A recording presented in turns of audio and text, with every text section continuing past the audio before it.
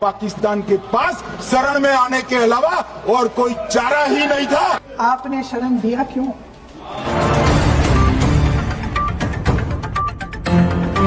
नमस्कार, मैं दीपक चौधरी और आप देख रहे हैं आज के समाचार। इसलिए आप मेरे साथ वीडियो के अंत तक बने रहिए। चलिए बिना समय गवाए बढ़ते हैं आज की पहली खबर की ओर। चलिए आज की पहली बड़ी खबर आ रही है उत्तर प्रदेश के लखनऊ से। लखनऊ के हजरतगंज चौराहे पर समाजवादी पार्टी के कार्यकर्ता एथेनॉल को लेकर कर रहे थे विरोध प्रदर्शन। देखिए किस तरह से समाजवादी पार्टी के कार्यकर्ताओं को पुलिस प्रशासन जबरदस्ती खींचकर उठाकर ले जा रहा है।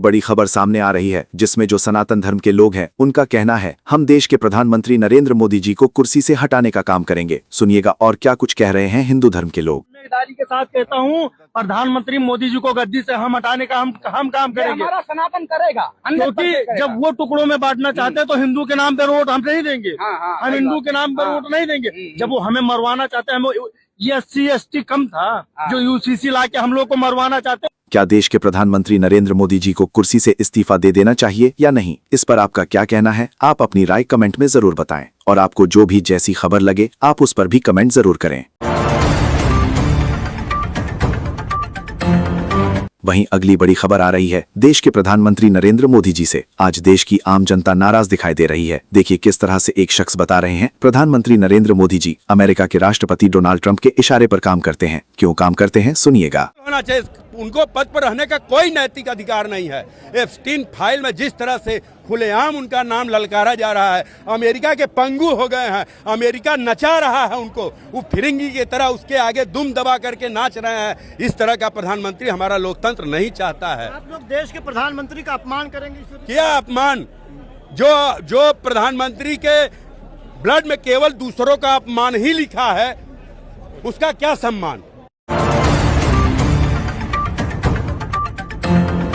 वहीं दिल्ली जंतर मंतर पर चल रहे प्रोटेस्ट में किस तरह से युवक युवतियां बता रही हैं अभी तो सिर्फ धर्मेंद्र प्रधान का इस्तीफा हुआ है। ये तो अभी बस शुरुआत ही है, लेकिन अभी किस किस का इस्तीफा होना जरूरी बाकी है सुनिएगा। एक लड़की क्या बता रही है, क्या सच में इन लोगों का इस्तीफा होना चाहिए या नहीं होना चाहिए, कमेंट करो और बताओ। ये अभी एक शुरुआत है बस। आगे अभी नितिन गडकरी जी है, हमारे ये क्या नाम है इनका, राजनाथ सिंह जी है, और हमारे होम मिनिस्टर जिनके कहने पे इतनी बच्चों पे पिटाई पड़ी है, बर्बरता पूर्वक लाठी चार्ज हुए, उनका इस्तीफा बाकी है। और सबसे बड़े विश्व गुरु, उनका इस्तीफा भी लेना बाकी है। ये तो शुरुआत है अभी। समाजवादी पार्टी महिला सभा की राष्ट्रीय अध्यक्ष सीमा राजभर ने सैकड़ों महिलाओं के साथ मिलकर समाजवादी पार्टी के कार्यालय बाहर OP राजभर जी का पुतला दहन कर दिया है। देखिए किस तरह से पुतला दहन करने से महिलाओं को पुलिस प्रशासन के अधिकारी रोक रहे हैं, लेकिन पुतला दहन करने के बाद महिलाएं नारे लगा रही हैं। देखिए जरा।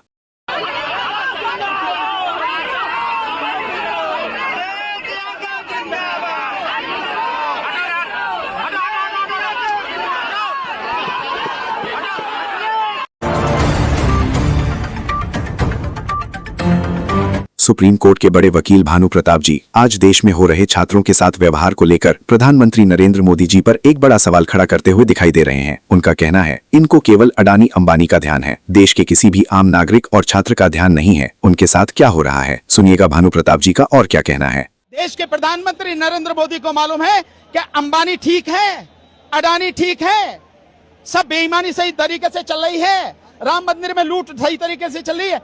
सिर्फ इतना मालूम है, अगर देश के बच्चों का दर्द उसे मालूम होता, पीड़ा अगर वो जानता, तो पहले ही दिन यहां के कहता बच्चों बताओ। अगली बड़ी खबर आ रही है बसपा सुप्रीमो मायावती जी एक जनसभा को संबोधित करते हुए प्रधानमंत्री नरेंद्र मोदी जी पर बड़ा सवाल खड़ा कर दिया है। किस तरह से प्रधानमंत्री नरेंद्र मोदी जी के नाम की फुल फॉर्म बता रही हैं। ये दलितों के विरोधी हैं, सुनिए जरा। नरेंद्र का मतलब है नेगेटिव, दामोदर दास का मतलब है दलित, और मोदी का मतलब है मैन। नेगेटिव दलित मैन, ये दलित विरोधी आदमी है। अपने देश का जो प्रधानमंत्री है वो नेगेटिव दलित मैन है, दलित विरोधी आदमी है। इसके नाम से ही जाहिर हो जाता है कि ये दलित विरोधी आदमी है, नेगेटिव दलित मैन है। उत्तर प्रदेश के प्रयागराज में हुए छात्रों की गूंज कार्यक्रम में विपक्ष के नेता राहुल गांधी जी आरएसएस और बीजेपी के बारे में समझा रहे हैं। ये किस तरह से देश का धन लूट रहे हैं, ये कैसे पूंजीपतियों को फायदा पहुंचाते हैं और अपने आप को फायदा करते हैं। राहुल गांधी जी एक चार्ट के माध्यम से छात्रों की गूंज कार्यक्रम में आए सभी को समझा रहे हैं। भाई और बहनों, मैं सिस्टम की बात कर रहा हूं। ये सिस्टम क्या है और ये सिस्टम को कौन चलाता है? भाई और बहनों, डेटा आपका, दर्द आपका, दौलत इनकी। ये सिस्टम है। अंबेडकर जी ने कहा था सोशल, पॉलिटिकल, इकोनॉमिक। ये देखिए, ये है इकोनॉमिक, पैसा, अडानी। इनकी आमदनी 10 साल में 30 गुना बढ़ी है। ये पहले ग्लोबल रिच लिस्ट में 600 नंबर पे हुआ करते थे, 10 साल के अंदर ये दूसरे नंबर पे पहुंच गए। ये पूरे सिस्टम को फाइनेंशियल सपोर्ट देते हैं। बीच में पॉलिटिकल, मोदी जी, अमित शाह जी। बीजेपी का बैलेंस 150 करोड़ रुपए का होता था बैंक में, आज इनका बैंक बैलेंस 10,000 करोड़ रुपए का है। 10,000 करोड़ रुपए का एक पॉलिटिकल पार्टी का बैंक बैलेंस। नरेंद्र मोदी जी आपका ध्यान भटकाते हैं और पॉलिटिकल सिस्टम चलाते हैं। वोट चोरी होती है, वोटर लिस्ट में ब्राजील की औरतें आती है। क्या राहुल गांधी जी ने सही कहा है? अगर सही कहा है तो वीडियो को अभी लाइक करें और अपने दोस्तों के साथ वीडियो को जरूर शेयर करें। एक और ऐसी बड़ी खबर आ रही है जिसमें रेलवे स्टेशन पर कांवरिया बिना टिकट के यात्रा करने जा रहे थे, लेकिन जब टीसी टिकट मांगने लगे तो कांवरिया टीसी से बहस करने लगे। देखें किस तरह से भगवा पहनकर कांवरिया टीसी से बिना टिकट यात्रा करने की जबरदस्ती कर रहे हैं। क्या ये सही है या गलत है? इस पर आपका क्या कहना है? कमेंट करो और बताओ। टिकट लेके आ जाओ। 500 रुपये जुर्माना प्लस किराया स्लीपर चढ़ने का। कहाँ से लॉक दिखाओ, लेटर दिखाओ, लेटर दिखाओ, अरे लेटर दिखाओ ना योगी सरकार ने किया। बोल रहे हैं क्या? मुझे दिखाओ, मुझे बोल रहे हैं 50 लोग लोग भाग चले आते हैं यहाँ से, ना टिकट लेने ना कुछ लेने वाले हैं, फालतू में आते हैं लोग।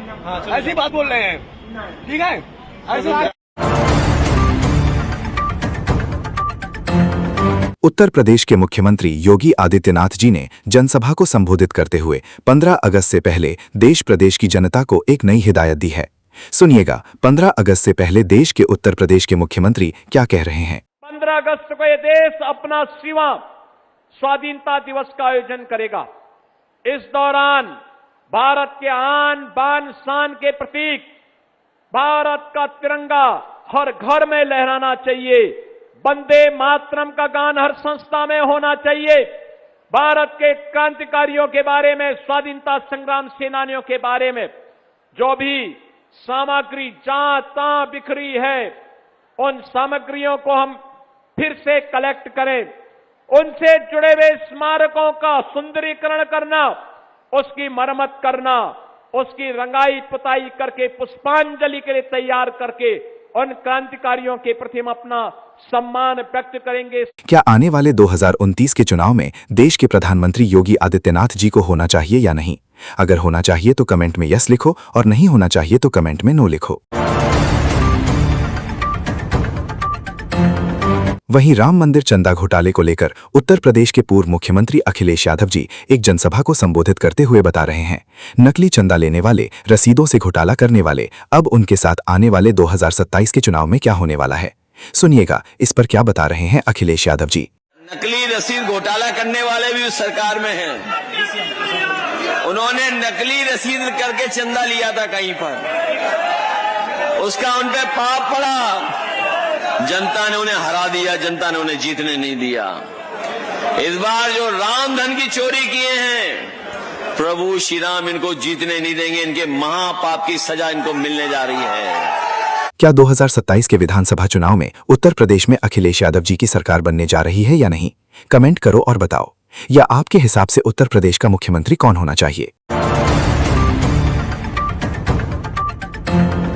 बड़ी खबर आ रही है पश्चिम बंगाल से। पश्चिम बंगाल की शेरनी कही जाने वाली पश्चिम बंगाल की पूर्व मुख्यमंत्री ममता दीदी जी के ऊपर हुआ है जानलेवा हमला। देखिए किस तरह से मीडिया के सामने आकर ममता बनर्जी बता रही हैं उनके ऊपर हमला किया गया है। सुनिए क्या बता रही हैं ममता बनर्जी। हुआ है, मेरे को गाड़ी में बड़ा बड़ा पत्थर मारा गया, बाहर से एंटी सोशल पुलिस का सामने में आके हमको इतना गाड़ी को अटैक किया। अगर हम गाड़ी का कांच शीशा खुला रखता तो हमारा माथा फट जाता, हम लोग सब मर जाता। ऐसा पुलिस का सामने में हुआ, हम कभी ऐसा हमला नहीं देखा। क्या कर रहे हैं इतना पुलिस बीजेपी को प्रोटेक्शन दे रहा है। अगर आप ये वीडियो पश्चिम बंगाल से देख रहे हैं तो कमेंट करके जरूर बताएं क्या पश्चिम बंगाल में बीजेपी की सरकार सही से चल रही है या नहीं। आज बीजेपी की सरकार से देश का युवा हर कोई नाराज है। जिस तरह से बीजेपी पार्टी देश के युवाओं को नहीं बल्कि हिंदू मुस्लिम के नाम पर, कभी राम मंदिर के नाम पर देश की जनता को बहकाने का काम करती आई है। सुनिएगा इस पर एक युवक जंतर मंतर दिल्ली से क्या बता रहे हैं। मुद्दा है मुसलमान मुसलमान मुसलमान मुसलमान। 2024 तक मुसलमान टाइट होते रहे। 2024 के बाद राम मंदिर चोरी हुई, आस्था का मुद्दा था, जन जन की आस्था का मुद्दा था। नहीं सुनिए ना, उसके बाद नीट का हुआ जो जन जन का मुद्दा, इथेनॉल, अमीर गरीब सब पिस गया। अब जब इनके साथ हो सकता है तो जो आरएसएस भक्त हैं, जो बीजेपी भक्त हैं, उनके साथ भी आएगा। किसी का घर बाकी नहीं रहेगा इस सरकार में।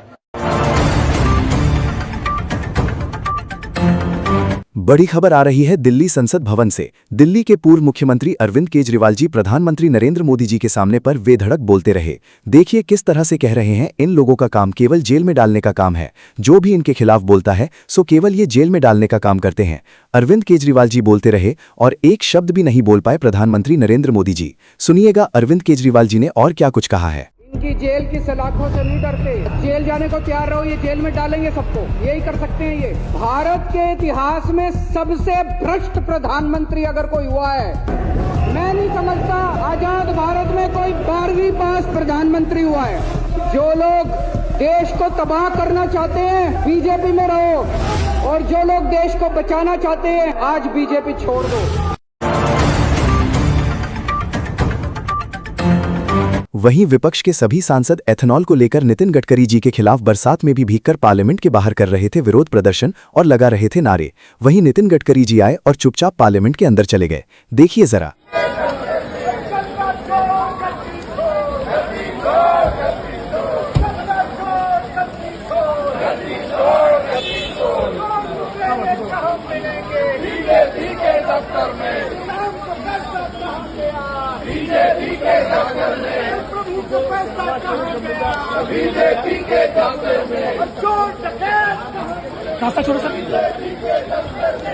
क्या देश में एथेनॉल 100% लागू होना चाहिए या नहीं? इस पर आपका क्या कहना है? कमेंट करो और बताओ। वहीं संसद के अंदर देश के गृह मंत्री अमित शाह जी पाकिस्तान के ऊपर अपनी बात रख रहे थे, लेकिन कांग्रेस पार्टी की महिला नेता प्रियंका गांधी जी ने गृह मंत्री अमित शाह जी की बोलती बंद कर दी। एक शब्द भी आगे नहीं बोल पाए अमित शाह जी। सुनिएगा अमित शाह जी ने क्या कहा और प्रियंका गांधी जी ने क्या कहा है। पाकिस्तान के पास शरण में आने के अलावा और कोई चारा ही नहीं था। आपने शरण दिया क्यों? वो आते हैं आपके देश के अंदर, लोगों को मार डालते हैं और आप उनको शरण दे रहे हैं। क्यों दिया शरण? मैं पूछना चाहती हूँ ये किसकी जिम्मेदारी थी? भाई जिम्मेदारी हमारी, हम सरकार में है, हमारी ही जिम्मेदारी। मगर मैं पूछता हूँ जब आप सरकार में थे तब क्या क्या हुआ था, इसकी जिम्मेदारी किसकी थी? अरे अपनी जिम्मेदारी खुद लीजिए। 11 सालों के लिए तो सत्ता में आप हैं। 2008 के मुंबई के हमलों का जिक्र किया कि मनमोहन सिंह जी की सरकार ने कुछ नहीं किया। ये तो जानकारी होगी ना कि उसी समय जब वो आतंकवादी हमला चल रहा था तभी उन आतंकवादियों को मार डाला था, एक बचा था और उसको भी फांसी दे दी थी 2012 में। महाराष्ट्र के मुख्यमंत्री ने इस्तीफा दिया, देश के गृह मंत्री ने जिम्मेदारी लेकर इस्तीफा दिया। एक जवाबदेही थी इस देश की जनता के प्रति, इस देश की धरती के प्रति। गृह मंत्री महोदय श्री अमित शाह जी के नाक के नीचे पूरा मणिपुर जल गया, दिल्ली में दंगे हुए, पहलगाम में हमला हुआ और आज भी वे उसी पद पर बैठे हैं। क्यों? इस पर आपका क्या कहना है? क्या प्रियंका गांधी जी ने सही कहा है या गलत? कमेंट करो और जरूर बताओ। अगर आपको वीडियो पसंद आई है तो वीडियो को लाइक करें, शेयर करें, साथ ही साथ चैनल को सब्सक्राइब करके बेल आइकन को ऑल नोटिफिकेशन पर प्रेस कर लें। ये थी देश दुनिया की सबसे बड़ी खबरें। मेरे साथ वीडियो के अंत तक बने रहने के लिए आपका बहुत बहुत धन्यवाद। मैं दीपक चौधरी और आप देख रहे थे आज के समाचार।